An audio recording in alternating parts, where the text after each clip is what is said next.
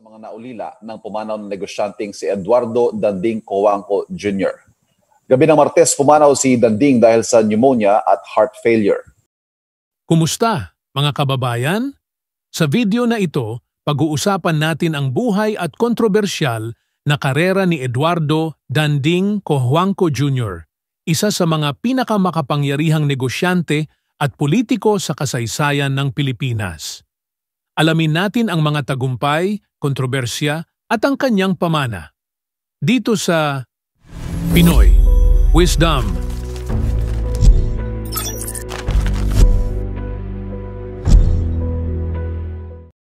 Si Eduardo Murphy Cojuangco Jr., mas kilala bilang Danding, ay ipinanganak noong June 10, 1935 sa Paniqui, Tarlac.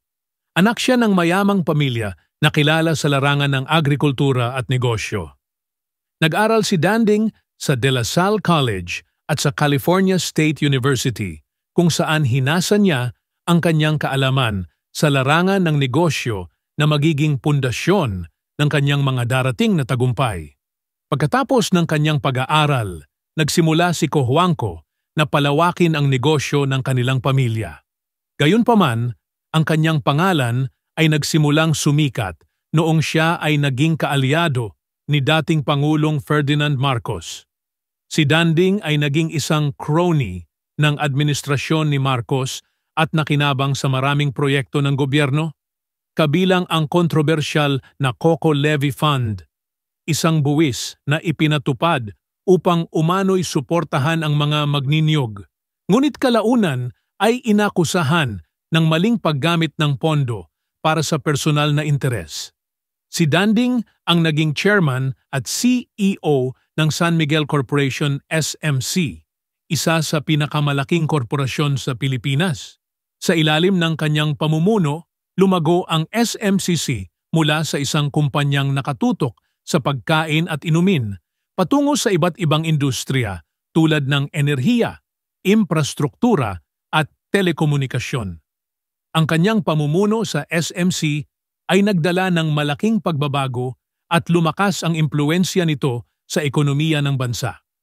Bukod sa negosyo, sumabak din si Danding sa politika. Nagsilbi siya bilang gobernador ng Tarlac at kinatawan sa Kongreso. Noong 1992, tumakbo siya bilang Pangulo ng Pilipinas ngunit natalo kay Fidel V. Ramos. Itinatag ni Cojuangco ang Nationalist People's Coalition NPC, isang partido politikal na hanggang ngayon ay may malaking impluwensiya sa lokal at pambansang politika. Ang pangalan ni Danding ay hindi mawawala sa mga usapin ng katiwalian. Isa sa pinakakontrobersyal na issue ay ang kanyang pagkakasangkot sa Coco Levy Fund scam, kung saan bilyon-bilyong piso ang kinolekta mula sa mga magniniyog para sa pagpapaunlad ng industriya ng niyog, ngunit napunta umano sa kanyang mga negosyo. Bagaman hindi siya nakulong, ang kanyang pangalan ay hindi naiwaksi sa usapin ng mga ill-gotten wealth na naiwan mula sa rehimeng Marcos. Pumanaw si Danding noong Hunyo 16, 2020, sa edad na 85 dahil sa pneumonia at heart failure. Iniwan niya ang isang malawak na imperyo ng negosyo at isang makulay ngunit kontrobersyal na pamana.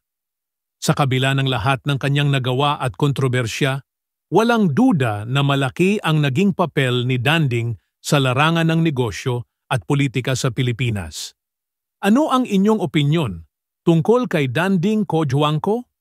Isa ba siyang henyo sa negosyo na nagdala ng malaking pagbabago sa ekonomiya ng bansa, o isa siyang politiko na nabalot sa kontrobersya at katiwalian?